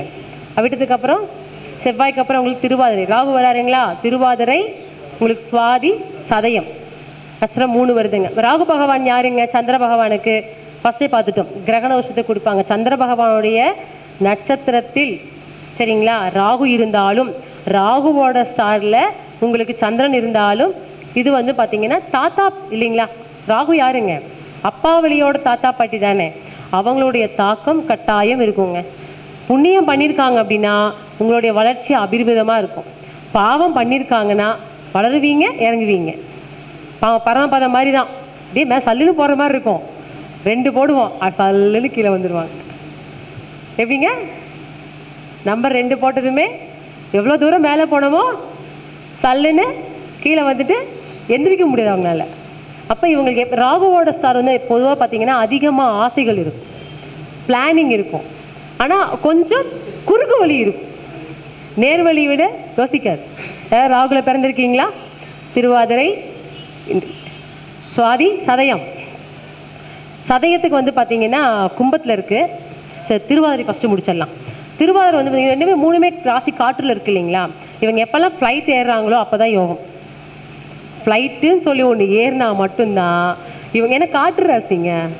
இவங்க ட்ரெயினில் போகிறது, பஸ்ஸில் போகிறது, 2 வீலர் 4 வீலரில் சும்மா சாதாரணம். அந்த ராசி இயக்கணும், ஆனால் கண்டிப்பாக ஃப்ளைட்டில் ஏறுவாங்க.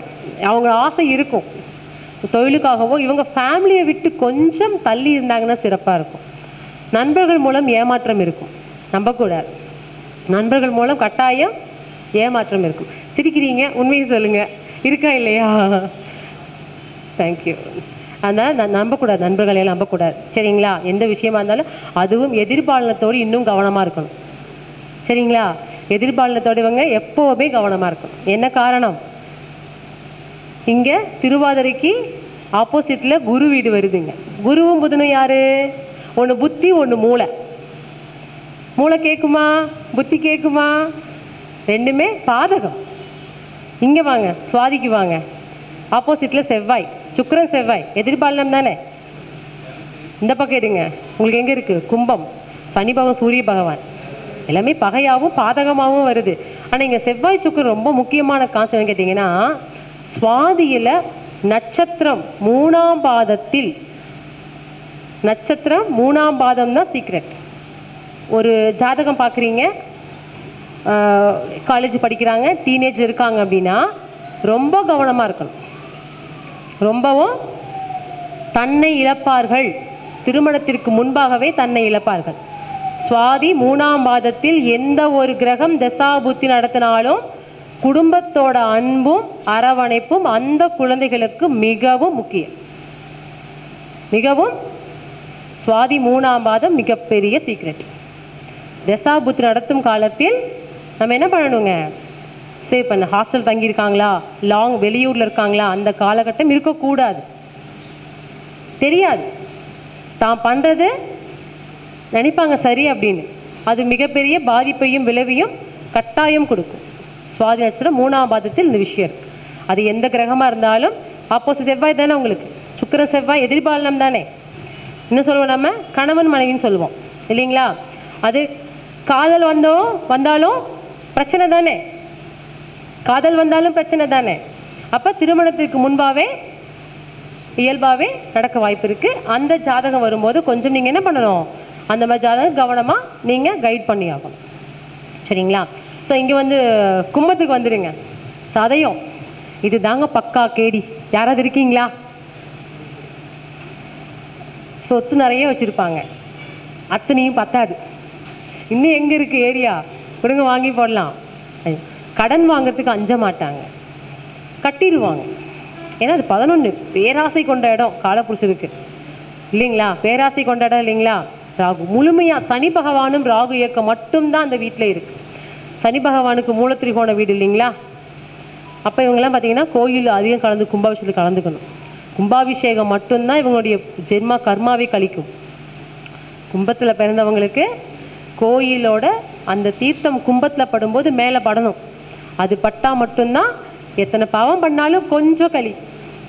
எவ்வளோ கழியுங்க, நம்மளோட எண்ணம் தானே. நம்மளோட எண்ணத்துக்கு மேற்கொண்டு எந்த விஷயம் இல்லை. சரி இன்றைக்கி பாவம் பண்ணிட்டோம், கொஞ்சம் கழிஞ்சிருச்சு சரிங்களா அப்படின்னு வச்சுக்கலாம். அதே மாதிரி நிறையா செய்யணும் இவங்க, நிறையா கோயிலுக்காக நிறையா செய்யணும். செஞ்சால் மட்டும்தான் உங்களுக்கு யோகம். சரிங்களா. அடுத்த விஷயம் எடுத்திங்கன்னா, இந்த ராகுவோட அச்சத்தில் சந்திர பகவான் இருந்தாவே உங்களுக்கு என்னங்க, தந்தை வழியோட கர்மதோஷங்கள் இருக்குது. சந்திரன் ராகு இணைவு வந்து பார்த்திங்கன்னா மேக்ஸிமம் என்ன பண்ணணும்னு கேட்டிங்கன்னா, ஒரு பௌர்ணமி அன்னைக்கு எடுத்துக்கோங்க. நான் பரிகாரம் சொல்லியிருக்கேன் ஆல்ரெடி, இருந்தாலும் சொல்லிடுறேன். பச்சரிசி 1 கிலோ, தலவாழை இலை 1, 5 அகல் விளக்கு, 10 ரூபா பாக்கெட் எண்ணெய், திரி, தீப்பட்டி, 108 மல்லிகைப்பூ எண்ணி வச்சுக்கணும். வெத்தலை பாக்கில் காணிக்க வச்சுக்கணும். சந்திரன் ராகுவோட ஸ்டாரில் பரிவர்த்தனை இருந்தாலும் சரிங்க, சேர்க்கை இருந்தாலும் சரிங்க, பார்வை இருந்தாலும் சரிங்க, எப்படி இருந்தாலும் இந்த பரிகாரம் அவங்களுக்கு 50% அந்த தோஷத்தை விட்டு வெளியே வருவாங்க. ஏன்னா செய்யக்கூடிய எண்ணங்கள் வந்து ஆக்டிவிட்டி கொஞ்சம் வெற்றியை நோக்கி போகும். சரிங்களா. என்ன பண்ணணும், ஒரு பௌர்ணமி அன்னைக்கு தன்னோட வீட்டு மொட்டை மாடியில் தான் இந்த பரிகாரம் பண்ண போகிறாங்க. இந்த பரிகாரம் பண்ணும்போது பார்த்திங்கன்னா அவங்க உணவு வந்து ரொம்ப மைல்டாக எடுத்துக்கணும். ஏன்னா சந்திரனும் பரிகாரம், சந்திரனும் உணவு இல்லைங்களா. அப்போ வயிறு வந்து பார்த்திங்கன்னா ஹெவியாக இருக்கக்கூடாது. ஆயில் ஃபுட் சாப்பிடக்கூடாது, மசாலா சாப்பிடக்கூடாது. அந்த ஐட்டம் எடுத்தாங்கன்னா சீக்கிரமாக ஜீரணமாகாது இல்லைங்களா. அதனால் அவங்க வந்து மைல்டாக சாப்பிட்றது ரொம்பவும் சிறப்பு. அந்த அன்னைக்கு பழைய சாப்பாடு கரைச்சி குடிச்சிக்கலாம், தப்பே கிடையாது. பழைய சாப்பாடு கூட கரைச்சி குடிச்சிக்கலாம், ஏன்னா சீக்கிரமாக ஜீரணமாகிடும். அயன் கண்டென்ட் தானே உங்களுக்கு. சரிங்களா. இவங்க என்ன பண்ணணும்னு கேட்டிங்கன்னா, 8 மணிக்கு மேலே தான் மொட்டை மாடி. ஏன்னா அப்போ நிலா வந்து பார்த்திங்கன்னா உதிச்சு நல்லா வந்திருப்பார் இல்லைங்களா. குளிச்சுட்டு வந்து உட்காரணும். பரிகாரத்தில் உட்காரும் பொழுது நிலவை நோக்கி அந்த இலையை போட்டு பச்சரிசியை மேலே போட்டு சென்டரில் கை வச்சு பெரிய பாம்பாக வரையணும், 2 குட்டி பாம்பாக வரையணும், 5 அகல் விளக்கு ஏற்றணும். சரிங்களா. இங்கே கொண்டு போகிற எதையுமே நீங்கள் கீழே கொண்டு வந்துடக்கூடாது, எல்லாம் இங்கே மேலே வச்சிடணும். வீட்டில் இருந்து எந்த பொருளும் கொண்டு வரக்கூடாது. மேலே கடையில் வாங்குறீங்க, கொண்டு போய் ஆற்றுல விடணும். இதுதான் கான்செப்ட். சரிங்களா. பரிகாரத்தை பண்ணு பார்த்தீங்கன்னா, அந்த குழந்தைய உட்கார வச்சுக்கோங்க. எத்தனை வயசு இருந்தாலும் சரிங்க, எத்தனை வயதாக இருந்தாலும் இந்த பரிகாரம் செய்யலாம். சரிங்களா. இப்போ உட்காந்து என்ன பண்ணிங்கன்னா, ஓம் சந்திரபவாய நமக அப்படின்னு சொல்லி 108 பூ எண்ணி வச்சுருக்கோம். நம்ம கவுண்ட் பண்ணி சொன்னோன்னா நம்பர் மிஸ் ஆகிடும். அப்போ என்ன ஆகும், சிந்தனை மாறிடும். பூ எண்ணி வச்சுருக்கோம் வச்சுக்கோங்க, சிந்தனை எங்கேயும் மிஸ் ஆகாது. உங்களுக்கு என்ன தோணுதோ அதுதான் பரிகாரம். சரிங்களா. சந்திரபவானி துணைன்னு சொல்லலாம், போற்றின்னு சொல்லலாம், நமக சொல்லலாம், காயத்ரி வந்து சொல்லுங்கள், 108 சொல்லுங்கள். அந்த குழந்தைக்கு என்ன தெரியுமோ அதைத்தான் நம்ம கொடுக்கணும் இல்லைங்களா. அவங்கவுங்க வயதுக்கு ஏற்ற மாதிரி கூட நம்ம என்ன பண்ணலாம், இந்த பேர் சொல்லிக்கலாம். சொல்லி எடுத்து வச்சுட்டு இறங்கி கீழே வந்து குழந்தையோ பெரிய குளிச்சுட்டு சாப்பிட்டுட்டு தூங்கிடுங்க. இதை கொண்டு போய் காலையில் யாராவது ஆற்றுல விடணும். இந்த ஆற்றுல விட போகிறாங்க பாருங்கள், அவங்களுக்கு ஒரு சின்ன சீக்ரெட் இருக்குது. என்னன்னு கேட்டிங்கன்னா, நடக்கக்கூடிய தசா புத்தி ராகுவோ கேதுவோ இருக்கக்கூடாது. ஏன்னா இது கிரகண தோஷ நிவர்த்திக்காக பண்ணக்கூடிய பரிகாரம். இதை இவங்க விட்டாங்கன்னா இங்கே விட்டது இவங்களுக்கு பிடிச்சிரும். பாயிண்ட் புரிஞ்சுதுங்களா? எதுக்காக நம்ம பண்ணுறோம்? சந்திரன் ராகு இணைவோ சேர்க்கையோ பரிவர்த்தனை ஏதோ ஒரு விஷயம் இருக்குது, அதை நிவர்த்திக்காக தான் நம்ம பண்ணுறோம் இல்லைங்களா? கொண்டு விடுறவங்களுக்கு இது பிரச்சனை இருக்குன்னு வச்சுக்கோங்க, டபுள் மடங்காக திரும்பி கூட்டுற மாதிரி ஆகிடும். அப்போ அதை கொண்டு போய் ஆற்றுல விட்டுட்டு நல்லா கை கால் முகம் கழுவிட்டு வந்துடணும். வீட்டுக்கு வெளியே தண்ணி வச்சிடணும் ஒரு பக்கெட்டில். கை கால் முகம் கழுவிட்டு வீட்டுக்கு வந்து குளிச்சுட்டு தான் தண்ணியே குடிக்கணும், டீ காஃபியே குடிக்கணும். சரி வர வழி தானே, கொஞ்சம் மழை மோடமாக இருக்கும், டீ குடிச்சிட்டு போகக்கூடாது, எதையும் சாப்பிடாம வரணும். ஏன்னா பாம்பு இல்லையா, என்ன மறுபடியும் படம் எடுத்துரும் சரிங்களா, மறுபடியும் புஷ். அதனால அந்த விஷயத்தை பார்த்துக்கணும் சரிங்களா, முக்கியம். சொல்லுங்க ஐயா, புரியலீங்க. மாடு இல்லாதவங்க வாசல் இருக்குல்லங்க, நமக்கு தேவை நிலாவை பார்க்கணும் அவ்வளோதாங்க. அந்த நிலாவோட ஒளியில் இது வச்சுருக்கணும் அவ்வளோதாங்க. அந்த விளக்கு ஏற்றும் போது வச்சுக்கோங்க, சப்போஸ் காற்றுக்கு அணைஞ்சாலும் கஷ்டப்படக்கூடாது மனசு. இயற்கைக்கு புறம்பது பண்ண முடியாது. அச்சோ விளக்கு ஏற்றணும், காற்றுக்கு வந்து மொட்டை மாடியில் உட்காந்துட்டு வாசல்லே உட்காந்து காற்றடிக்கும். விளக்கு ஏற்றுங்க, அணைஞ்சாலும் பிரச்சனை கிடையாது. சொல்லுங்க ஐயா. சரிங்க சரிங்க, கண்டிப்பாக செய்யுங்க, கண்டிப்பாக செய்யுங்க சரிங்களா. இதெல்லாம் கிரகண தோஷம் தாங்க. இதே சூரியன் ராகு கேதுக்கு வேற கான்செப்ட் சரிங்களா, சந்திரன் ராகு கேது இந்த கான்செப்ட். இந்த பரிகாரம் தாராளமாக செய்யலாம். இது செய்யும் பொழுது என்ன கேட்டிங்கன்னா, ராகு வந்து அதிகமான ஆசையை கொடுப்பாருன்னு பார்த்தோம். கேது வந்து பார்த்தீங்கன்னா ஒரு பயத்தை கொடுப்பாரு, ஞானத்தை. செய்யலாமா வேண்டாமா, செய்கிற வரைக்குமே அந்த யோசனை ஓடும் அவங்களுக்கு, செய்ய மாட்டாங்க. யாரையாவது கேட்கலாமா, கேட்டு பண்ணலாமா, அவங்களுக்கு தெரியாது. அவங்கள போய் என்ன பண்ணுவீங்க, கேட்டு தெரிஞ்சவங்கள போய் கேட்கணும்னு தோணாது. யாருக்கு அனுபவம் அவங்க கேட்க மாட்டாங்க. சந்திரனுக்கு அது நினைவு வந்தாங்க. ஒரு விஷயத்த தனக்கு தெரிஞ்சாலும் கூட தயங்குவாங்க செய்யறது. ஏன்னா பயம், தப்பாக போயிடுவாங்களா, தப்பாக நினச்சிக்குவாங்களா, அதை நினச்சி உட்காந்துக்குவாங்க சர்க்கிள் போட்டு, வெளியே வரமாட்டாங்க. ராகு அப்படி இல்லைங்க, உள்ளே வரமாட்டாங்க, வட்டத்துக்கு வெளியவே இருப்பாங்க, உள்ளே வரமாட்டாங்க. இதுதான் ராகு கேது கூட இணக்கம் சரிங்களா. ஸோ அதனால் இந்த மாதிரி விஷயங்கள் செய்யும்போது என்னென்னா, ஒரு விஷயத்தை நம்ம செய்யலான்னு ஒரு உத்வேகம் வரும் சரிங்களா. இதுதான். வேறு ஏதாவது சந்தேகம் இருக்குங்க ராகு கேதுல? இந்த சூரியன் ராகு சொல்லிடுறேன் நான். இந்த சூரியன் ராகு கேது பார்த்தீங்கன்னா சிறைவாசம். சூரியன் ராகு எல்லாம் ஜெயில் தண்டனை, கொலை பண்ணுறது, பாதகம் பண்ணுறது, அரசாங்கத்துக்கு புறம்பாக இருக்கிறது, தைரியமாக செய்வாங்க. அப்போ இவங்க என்ன பண்ணணும்னா, இந்த திசாபுத்திகால் நான் சொல்லிடுவேன் உங்ககிட்ட. பாருங்கள், அங்கே நடக்கும் கட்சி மீட்டிங்கு, பக்கத்துலேயே டீ கடை இருக்கும், போய் குடிக்காதீங்க. ஏன்னா அங்கே அரெஸ்ட் பண்ணும்போது நீங்கள் மாட்டிக்குவீங்க. பாயிண்ட் புரிஞ்சுதுங்களா? சூரியன் ராகு போயிட்டுருக்கும், ராகு திருட, அரசாங்கம் சூரியன். அங்கே நடக்கும் கட்சி நடக்கும் மீட்டிங்கு, ஒரு நடத்திட்டு போராட்டம், அங்கே வரும் போலீஸு, இவங்க பக்கத்துக்கு வண்டி விட்டு டீ குடிச்சிட்டு இருப்பாரு, பிடிச்சிட்டு போயிடுவாங்க, மாட்டிக்குவாங்க. கடைசியில் இவன் யாருக்கு தெரியும், 30 பேர் 40 பேர் ஒரு உட்காந்துருந்தா கூட சொல்ல மாட்டாங்கல்லங்க. ஒருத்தர் தெரியாது இல்லைங்க, இவன் கூட்டத்துக்கு வரவே இல்லை, நீ யாருப்பான்னு கேட்பாங்க நினச்சிங்களா. நம்மளோட அவனு மாட்டினானா சந்தோஷம்டா சாமி இல்லைங்களா, அப்படி தானே இருக்கும். அதனால இவங்க அங்கே போகக்கூடாது. இவங்களுக்கு என்ன தெரியுங்களா பரிகாரம்? அது அஷ்டமாதிபதியாக தசாபுத்தி நடக்கும் காலத்தில் சூரிய பகவான் சம்பந்தம் இருக்குது அப்படின்னாவோ, ராகு பகவான் பார்வையோ சேர்க்கையோ கோச்சாரத்துலேயோ தசாபுத்தியில் இருக்கார் அப்படின்னா, ஜெயிலுக்குள்ளே போய் ஸ்வீட்டோ காரமோ துணிமணியோ கொடுத்துட்டு வெளியே வந்துடணும். கர்மா என்ன உங்களுக்கு 2 பேர்த்துக்கு கொடுத்துருக்காங்க, ரிசல்ட்டு பக்காவாக கிடச்சிருக்கு சரிங்களா. அந்த மாதிரி விஷயத்த கொடுக்கணும். ஏன்னா அதை தாண்டி இது போகாது இல்லைங்க. அதுக்காக நான் வந்து லஞ்சம் வாங்கிட்டேன், நான் ஜெயிலுக்குள்ளே போயிட்டு வந்தேன், தப்பு செஞ்சுட்டு எதுவுமே பிராய்ச்சம் பார்க்கக்கூடாது. இவங்க என்ன பண்ணணும்னா, அதிகமாக வந்து மீனுக்கு உணவு கொடுக்கணும். சூரியன் கேது இணைவு இருக்குன்னா கோயில் குளத்தில் போய் நீரில் இருக்கக்கூடிய மீன்களுக்கு பறவைகளுக்கு உணவுத்து ரொம்ப சிறப்பு.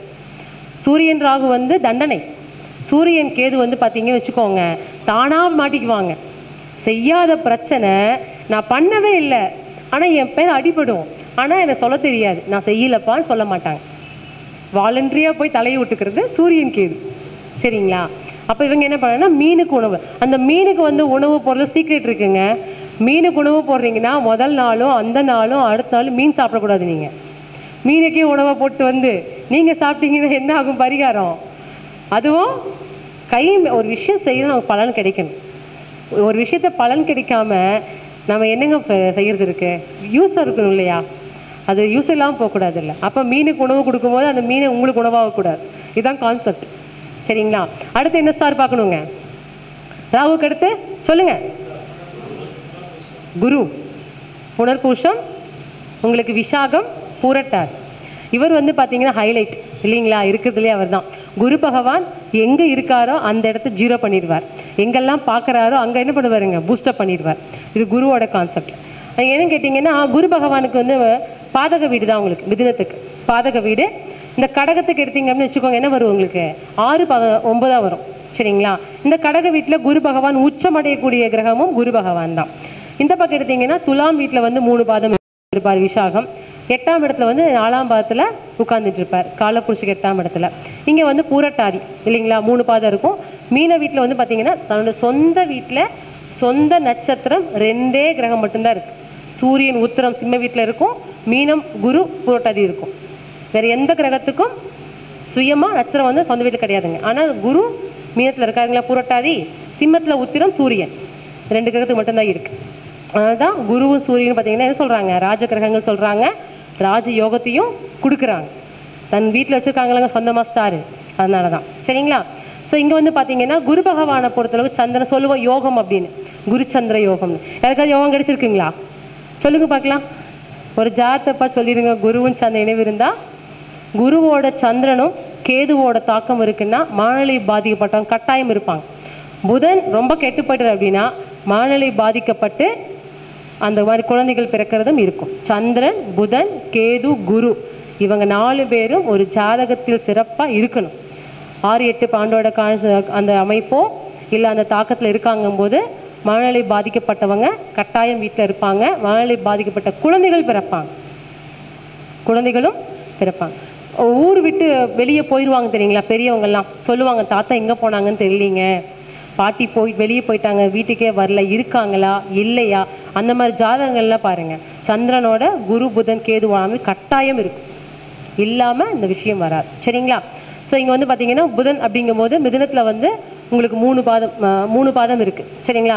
சந்திர வீட்டில் 1 பாதம் இருக்குது. இந்த குரு சந்திரன் இணைவு பார்த்தீங்க அப்படின்னா எப்படிப்பட்ட யோகம்னா, உங்களுக்கு இடம் வாங்குவீங்க, ஒரு வீடு கட்டுவீங்க, நல்லா ஒரு படிப்பீங்க, ஒரு விஷயம் கிடைக்கும், அதுதான் யோகம். சரிங்களா? ஒரு 10 பேருக்கு தெரிஞ்சவங்க ஒரு 10,000 பேர் தெரிவிங்க. குரு பகவான் பார்த்தீங்கன்னா புகழுக்குண்டான கிரகம். உங்களுக்கு நல்ல பெயர் வாங்கி கொடுப்பார், கோடி கோடியாக கொட்டி கொடுக்க மாட்டார். குரு பார்க்க நன்மைகள் கோடின்னு சொல்லுவாங்க. ஆனால் உங்களுக்கு யோகத்தை கொடுப்பாரான்னு கேட்டிங்கன்னா உங்கள் முயற்சியின் மூலமாக தான். யாராவது ஒருத்தர் கீ கொடுப்பாங்க உங்களுக்கு, யாராவது ஒருத்தர் உங்களுக்கு அந்த டைமில் கீ கொடுப்பாங்க, இந்த விஷயம் செய்யுங்க, அதுதான் யோகங்க. யாராவது சொல்லும்போது வழிகாட்டும் போது அதை பிடிச்சிட்டு யார் வந்து வண்டியை ஸ்டார்ட் பண்ணி ஓடுறாங்களோ அவங்களுக்கு ஏதோ விஷயம் கிடைக்கும். குரு யாருங்க? வழிகாட்டி தானே. குரு யாருங்க? இந்த வழியில் போங்கன்னு சொல்லுவார், நாம் அந்த வேலை தயாராக இருக்கணும். அந்த பக்கம் போகலாமா, இது ஸ்டார்ட், இந்த பக்கம் போய் பார்க்கலாமே அப்படின்னு மாற்றி போயிட்டீங்கன்னா அங்கே அது கிடைக்காது. சரிங்களா? அப்போ அந்த குருச்சந்திரன் இயக்கம் வந்து பார்த்தீங்கன்னாவே மிதுனத்திலையும் கடகம் எடுத்தீங்க அப்படின்னா மிதுனம் யார் பேச்சும் கேட்க மாட்டாங்க. மிதுனம் தனக்கு சொன்னது எனக்கே தெரியும், நீ என்ன சொல்கிறது? மிதுனம் எப்படிங்க?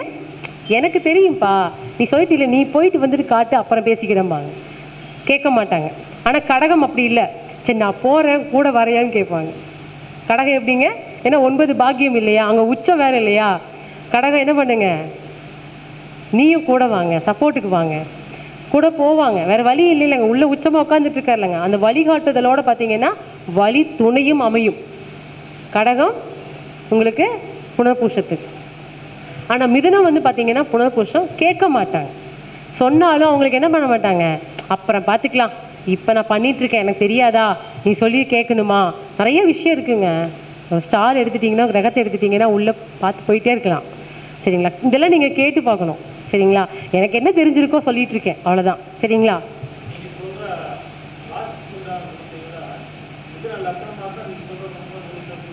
ரெண்டுமே ஒன்று தான் சார், எடுத்துக்கலாம். லக்னம் வந்து கேரக்டர். சந்திரனை பற்றி பேசுகிறங்காட்டி எடுத்துகிட்ருக்காங்க. சரிங்களா? ஓகே. ஏன்னா லக்னம் வந்து கேரக்டர், அவங்க அப்படி தான் இருப்பாங்க, தன்னை மாற்றிக்க மாட்டாங்க. ராசி வந்து ஆக்டிவிட்டி, இடத்துக்கு ஏற்றனை மாற்றியே ஆகணும். அம்மாட்ட எப்படி பேசணும், அப்பாட்ட எப்படி பேசணும், அண்ணங்கிட்ட எப்படி, வேலைக்கு போகிற இடத்துல எப்படி, இல்லைங்களா, வெளி உலகத்தை தன்னை மாற்றி வந்தே தான் இருக்காங்க இல்லைங்களா. பாதிப்புகள் வந்தாலும் தாங்கி தான் ஆகணும். பிரச்சனையை ஒருத்தர் கொடுத்துட்டு வந்தேன்னு இருக்கு. நம்ம மட்டுமா பிரச்சனை அனுபவிக்கிறோம், பிரச்சனையை தானே கொடுத்துட்ருக்கோம் எல்லாத்துக்கும் இல்லைங்களா. யாராவது இருக்குமா, இல்லைப்பா நான் யாருக்குமே அழுக வச்சது இல்லைப்பா அப்படி யாருமே இல்லை. நமக்கு தெரியாமல் கூட யாராவது மன வருத்தத்தை கட்டாயம் கொடுத்துருப்போம், ஆமாவா இல்லைங்களா.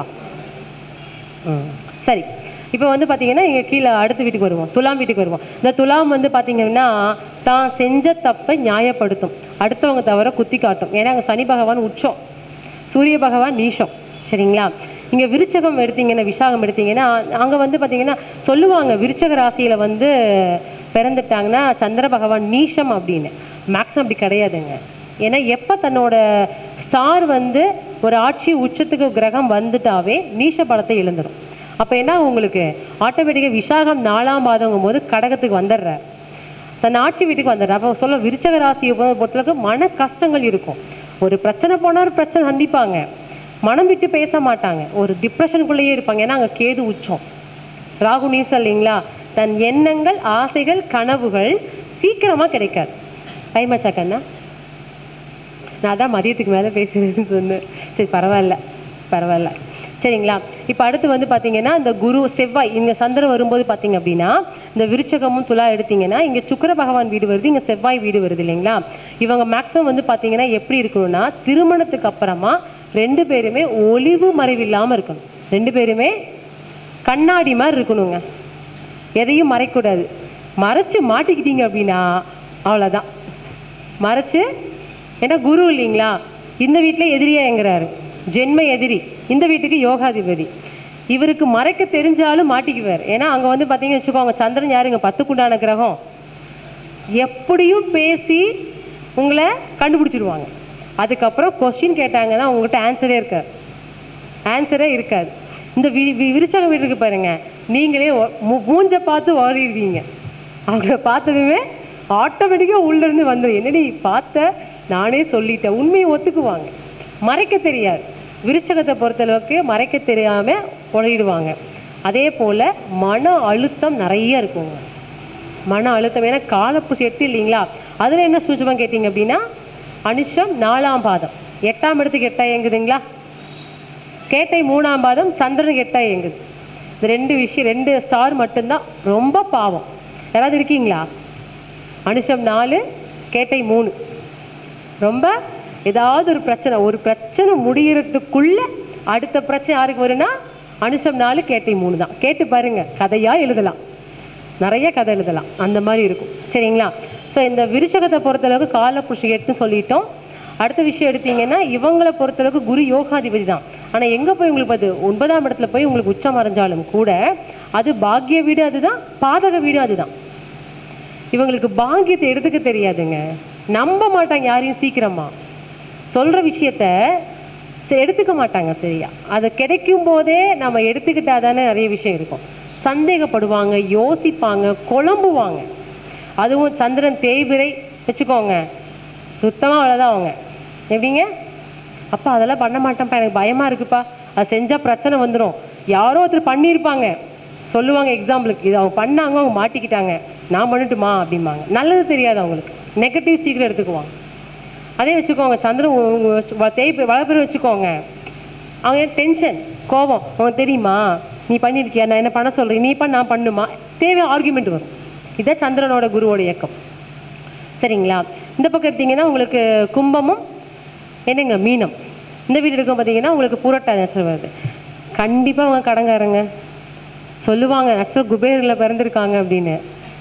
கண்டிப்பாக அவங்க கடன்லாம் வாங்கிட்டாங்கன்னா கடனை கட்டவே முடியாது. இவங்க மோஸ்ட்லி எந்தளவு கடனை வாங்காமல் இருக்காங்களோ அந்தளவு ரொம்ப சிறப்பாக இருக்கும். கடன் வாங்கிட்டாங்கன்னா இன்னொரு கடனை வாங்கி கடனை கட்டுவாங்க. யாராவது கேள்விப்பட்டிருக்கீங்களா, இருக்கீங்களா உள்ள?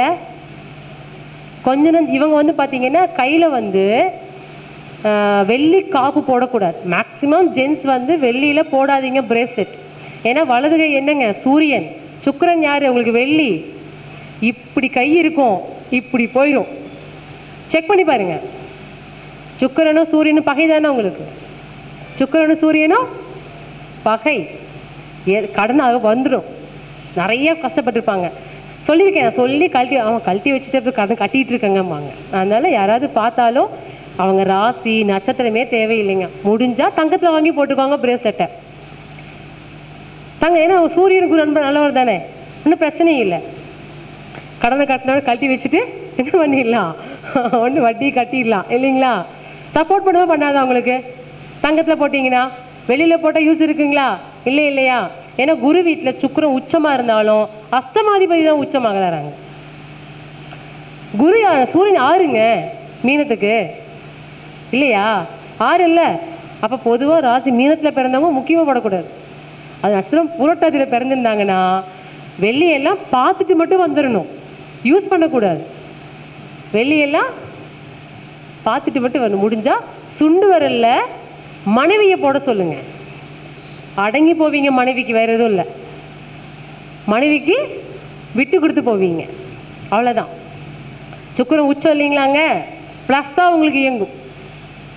அண்டர்ஸ்டாண்டிங் இல்லாமல் இருக்குன்னா ஃபேமிலிக்குள்ளார அவரோட வயசுக்கு சின்ன அந்த அளவு ஒரு கிராம் இருக்குது.